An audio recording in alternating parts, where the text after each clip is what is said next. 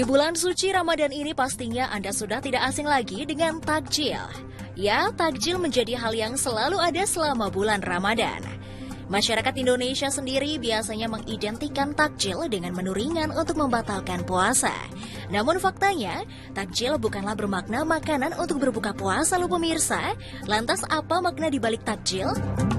Kata takjil berasal dari kata dalam bahasa Arab yaitu ajila, yang artinya menyegerakan. Jadi makna takjil sebenarnya adalah menyegerakan berbuka. Meski begitu, definisi takjil sebagai makanan berbuka sudah terlanjur melekat pada masyarakat Indonesia.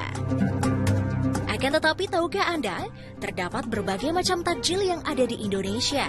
Lantas apa sajakah itu? Untuk membahasnya lebih lanjut, asal muasal akan merangkumnya untuk Anda dalam jelajah waktu dan cerita. Pemirsa asal muasal, menu takjil yang biasanya selalu ada adalah kolak pisang. Rasanya takjil yang satu ini memang hampir selalu menghiasi meja makan saat waktu berbuka puasa tiba.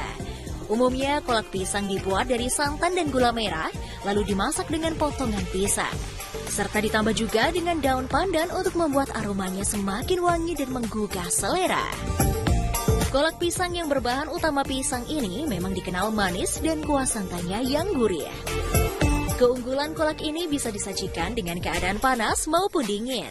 Dan saat ini, isian kolak pisang semakin beragam loh pemirsa, seperti dipadukan dengan singkong, kolang-kaling, bahkan ada juga yang menambahkan kurma di dalamnya.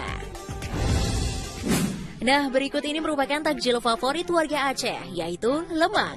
Sekilas, makanan ini mirip dengan lontong. Hanya saja isinya terbuat dari beras ketan yang dicampurkan dengan santan dan garam. Biasanya lemang dibungkus dengan daun pisang muda dan dimasukkan ke dalam batang bambu bersih. Selanjutnya, lemang akan dibakar hingga isinya lunak dan siap disajikan. Sementara untuk cara menikmati lemang juga cukup bervariasi. Bisa ditambahkan dengan gula merah yang sudah dilelehkan, selai atau buah-buahan.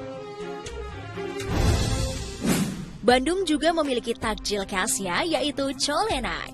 Dari namanya saja sudah terdengar unik bukan pemirsa? Lalu apakah Anda tahu arti dari colenak? Sebenarnya penamaan dari takjil satu ini merupakan istilah dari kata dalam bahasa Sunda yaitu dicocol enak, yang kemudian disingkat menjadi colenak. Makanan khas tanah Parahyangan ini terbuat dari tape singkong yang dibakar. Biasanya colenak dihidangkan dengan saus yang terbuat dari lelehan gula merah yang dicampur kelapa. Dalam teknik memasaknya, kandungan gula dalam tape membuatnya mudah gosong. Meski demikian, bagi sebagian orang, hal inilah yang merupakan yang terenak. Dan seiring berjalannya waktu, terdapat banyak varian colenak yang dikembangkan oleh para pedagang. Takjil selanjutnya yaitu minuman segar khas dari Jawa Barat, yaitu es goyobot. Minuman yang serupa es campur ini juga menjadi takjil khas di Bandung. Banyak sekali pedagang yang menjajakan es yang paling dicari untuk hidangan berbuka puasa ini.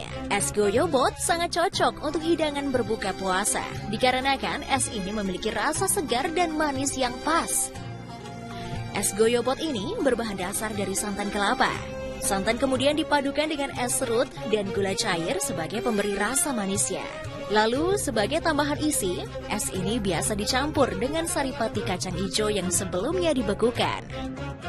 Seporsi es goyobot yang disajikan dalam mangkuk biasanya berisikan alpukat, kolang-kaling, dan tape singkong.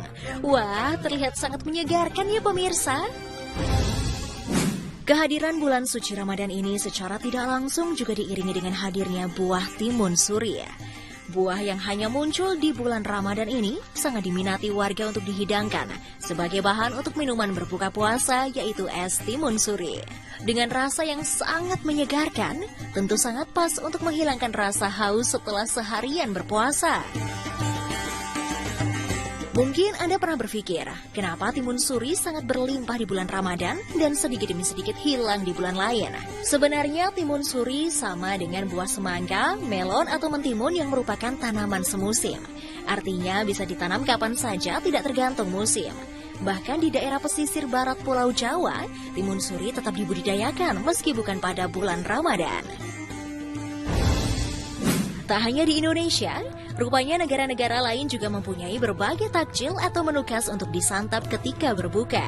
Dan berikut ini adalah beberapa menu khas berbuka puasa di berbagai negara yang berhasil dirangkum untuk Anda. Menu pertama adalah samosa, yang merupakan cemilan khas India. Bagi umat muslim India rasanya belum lengkap bila tidak berbuka dengan samosa. Sekilas cemilan ini mirip dengan pastel yang ada di Indonesia. Namun bentuk samosa lebih ke segitiga. Samosa berisikan kentang pedas, bawang bombay cincang, kacang-kacangan, dan daging cincang. Samosa juga menjadi salah satu daya tarik wisata di sana loh pemirsa. Dihidangkan dengan saus cutney merah dan putih, serta dilengkapi juga dengan salad bawang. Makanan ini memiliki kulit yang garing dan tipis, namun memiliki isian daging kambing dengan bumbu kari yang kuat. Sama halnya dengan pastel, samosa juga biasa dimasak dengan cara digoreng. Katayev, makanan khas Timur Tengah ini selalu disajikan saat berbuka puasa. Makanan sejenis pangsit ini dibuat dari adonan terigu dengan aroma kayu manis dan diisi dengan kacang kenari serta gula. Katayev kurang lengkap jika disantap tanpa sirup madu. Makanan tradisional ini banyak dijual oleh pedagang kaki lima di sana. Teksturnya yang lembut dan rasanya yang manis, diselingi kerenyahan butiran kacang saat dikunyah, membuatnya begitu nikmat. Selanjutnya bergeser ke negara yang juga kental dengan nuansa Islamnya, yaitu Turki. Negara yang terletak di antara benua Eropa dan Asia ini memiliki penduduk muslim yang melimpah. Bahkan jumlahnya hampir mencapai 98% dari total penduduknya. Sama halnya dengan negara-negara lain, Turki juga memiliki makanan khas untuk berbuka puasa. Salah satu takjil yang terkenal adalah gulak, sebuah dessert dingin yang bentuknya mirip seperti puding dengan tekstur lembut. Makanan ini terbuat dari campuran tepung maizena, tepung terigu, dan air sari mawar. Sebagai tambahan, masyarakat di sana suka menambahkan potongan buah delima yang ditaburi pada bagian atas gulak seperti layaknya topping pizza. Nah, itulah serangkaian informasi mengenai takjil unik di Indonesia dan beberapa negara lainnya. Bagaimana pemirsa? Apakah Anda tertarik untuk mencoba salah satunya?